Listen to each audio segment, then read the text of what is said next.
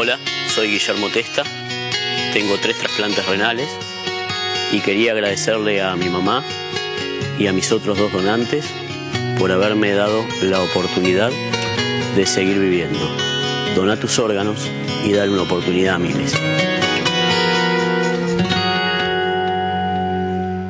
Bueno, hablábamos de la prevención, más allá de estas retinopatías con las que uno puede nacer y que son inevitables y que, como decía bien el doctor, hay un tratamiento, lo que no significa que haya una cura, ¿no? Para la gran mayoría de ellas. Pero hay retinopatías que pueden evitarse en el sentido de que si nosotros nos cuidamos la hipertensión, nos cuidamos de la diabetes, que nos insiste permanentemente sobre por qué es tan importante esto, que también tiene una derivación en los ojos. Sí, y lamento decir profundamente que la retinopatía diabética es la primer causa de ceguera prevenible.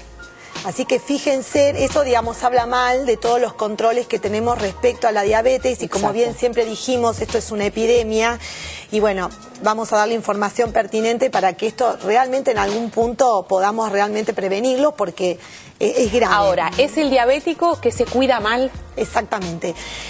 Digamos, vamos a convenir algo, la diabetes es una enfermedad que por sí afecta a los vasos. ¿Sí? Y uno digamos, los enferma a través de determinados mecanismos. El hecho de tener azúcar alta todo el tiempo circulando y no estando en excelente control médico hace que los vasos vayan teniendo algunos cambios y se enfermen. Perfecto. Uno de los vasos que primero son afectados obviamente son los de calibre muy chiquititos, por eso nos vamos a remitir a la retina y digamos vamos a comentar al paso que esto es homologable al riñón. Son 2 órganos blancos para la diabetes, son 2 órganos que la diabetes quiere mucho, que los tiene en el ojo. Los tiene en el ojo y los quiere lastimar. Exactamente. Perfecto. La retina, como el doctor hace un ratito mostró acá, es un tejido muy vascularizado, pero vasos muy chiquititos. Claro. Estamos hablando de microvasculatura, digamos, capilares, microcapilares.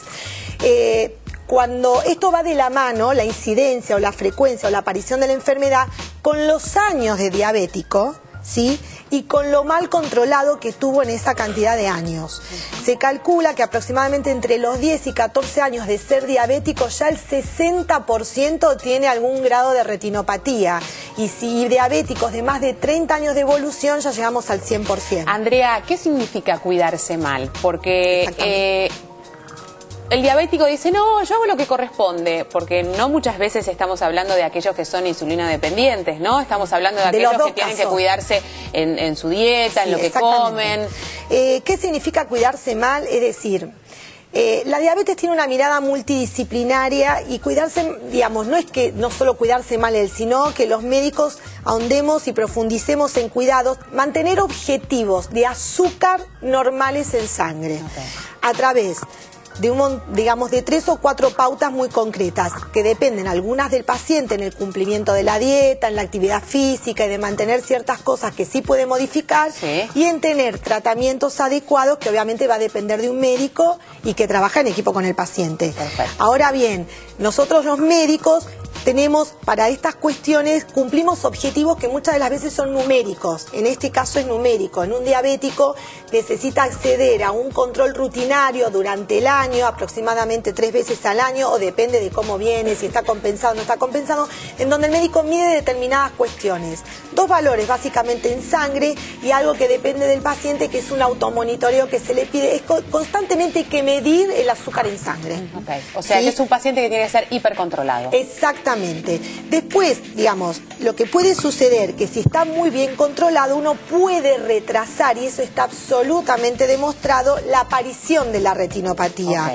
Lo que no significa que no va a aparecer. Sí, va a aparecer en algún momento porque forma parte. Por eso decíamos que cuando uno tiene 30 años de diabético, lo más probable es que el 100% de esas personas tengan algo de grado de retinopatía. Lo que no significa una ceguera, algo de grado de una retinopatía, ¿significa qué, doctor? No, la retinopatía diabética se clasifica de leve a muy grave, ¿no? Entonces, los pacientes que tienen una retinopatía leve ven bárbaro. Incluso ven tan bien que nunca se hacen controles y tienen una retinopatía diabética. Y es muy importante determinar quién la tiene, porque en ese caso lo que hay que hacer es un control mucho más estricto. Y lo que decía ella del control glucémico, de la glucemia, que es el azúcar en la sangre, es muy importante. Y hay muchos de los diabéticos que cuando consultan me dicen, sí, yo me controlo bien, me controlo una vez y tengo 100, que es un valor normal.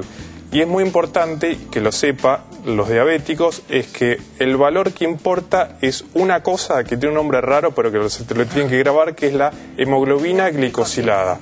La hemoglobina glicosilada es un valor promedio de lo que estuvo haciendo en los últimos 15 días aproximadamente. Claro, no es el resultado que te dio en ese instante, sino que es el resultado de lo que viniste haciendo, con lo cual... Exactamente. Lo medimos 3 veces por año porque da un promedio de entre 2 y 3 meses y en realidad, porque es fluctuante el azúcar en sangre. Claro, obviamente. ¿Sí? Y nosotros ese es el objetivo que yo hablaba. Generalmente un paciente bien controlado en su diabetes tiene que estar entre un valor de 5,5, 6 a 7. Ahora, estos aparatitos que miden absolutamente todo, que son maravillosos hoy en día para los diabéticos, ¿también le dan ese resultado al paciente o necesariamente tiene que ir al médico? No, hay que ir al médico porque se mide solamente por sangre. Y es un tipo de hemoglobina que se pide en forma especial. Perfecto. ¿Sí? Pero bueno, saber que en realidad lo que tiene que saber el diabético es que no es que tenga diabetes, digamos, lo que pasa con la diabetes es que el 50% es asintomático, en cuestiones agudas de lo que el paciente entiende, me está pasando algo. Claro. Pasa lo mismo con la presión. Pero la diabetes engaña porque, digamos, manteniendo glucemias o azúcar alto y no estando bien controlado, va haciendo lo suyo en los años y enferma la retina, enferma el riñón y demás. Respecto a la retina, simplemente quería decir que la traducción de esta enfermedad en los vasos, la traducción clínica es la disminución de la agudeza visual, pero ¿por qué? Porque va a haber microhemorragia, se tapa, la retina también sufre como el corazón, isquemia, falta de oxigenación, se enferman esos vasos y no oxigena como corresponde a la retina. Y eso desencadena una serie de cosas que, bueno, termina en la disminución de la agudeza visual y por último en la ceguera porque se malforma toda la retina por una serie de cuestiones. Bueno, una cosa desencadena en la otra y vamos a hablar de los vasos y cuáles son los problemas de que tienen vasculares el ojo que pueden derivar justamente en una retinopatía, ¿es así? Es así, bueno. Sí, es así. Es como dijo la doctora, con el tiempo el azúcar daña los vasos sanguíneos más pequeños y genera una falta de oxigenación de la retina. Esto trae una consecuencia que es crecen vasos anormales en la zona de retina afectada. Esos vasos anormales se rompen y sangran la retina y genera toda una cicatrización que altera toda la retina. Una vez que llegamos a un estadio en el cual empiezan a aparecer esos vasos sanguíneos anormales, es deber del oftalmólogo realizar una fotocoagulación. Lo que se hace es las zonas afectadas, que generalmente es toda la retina, se la fotocoagula, dejando un remanente de retina central. ¿Hay otra patología o hay otra cosa que puede provocar esto en los vasos, más allá del azúcar en sangre y la diabetes? Una de las enfermedades más prevalentes, que también los factores de riesgo son los factores de riesgo vasculares, como el sedentarismo, el tabaquismo, la hipertensión, la diabetes en sí, son las trombosis vasculares de las venas de la retina. Las venas se tapan, como en otro lado del cuerpo, se tapa y genera un infarto de la retina. Y eso es prevenible también. En ese caso también se lo puede tratar, en algunos casos, con láser o con otros medicamentos. ¿Cómo hago para saber si yo tengo riesgo de trombosis en la retina? Primero lo que hay que hacer es... en otra parte del cuerpo que puede ser el también síntoma que genera una trombosis es disminución visual.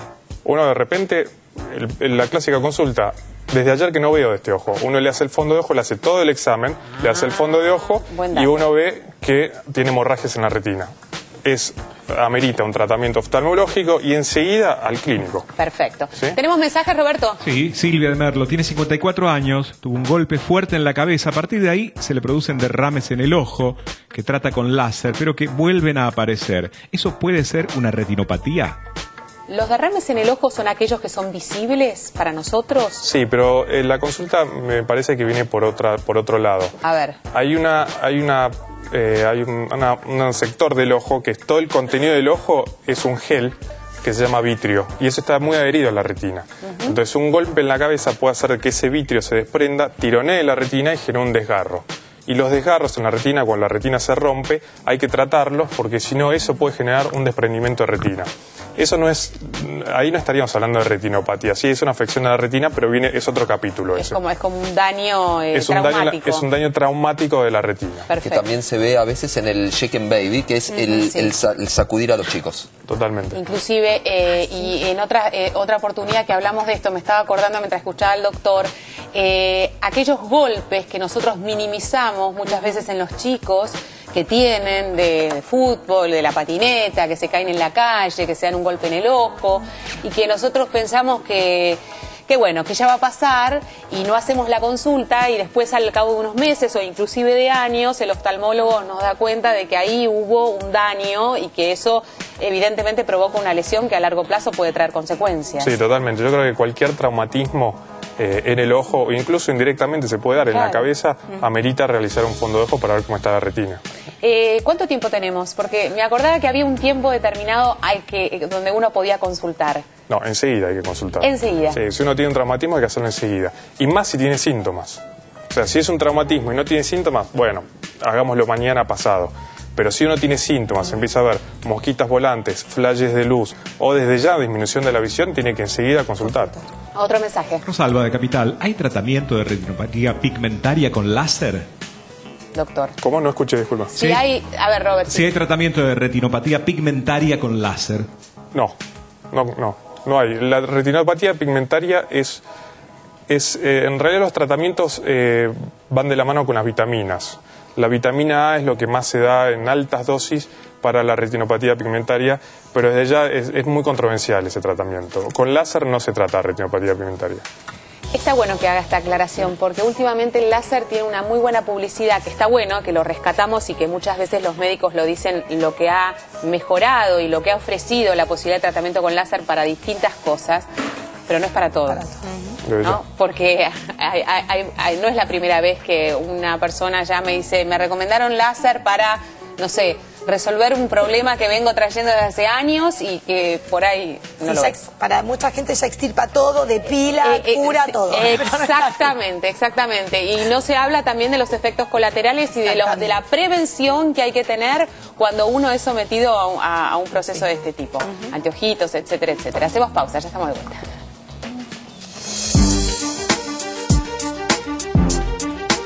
¿Sabías que el Plan Médico Obligatorio de Emergencia se propone proveer la atención médica continua, privilegiando la atención a partir de un médico de familia que sea el responsable de los cuidados de los beneficiarios?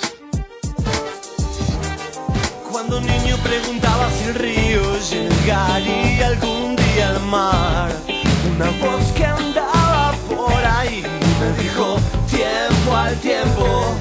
La verdad es que ya aprendí a esperar.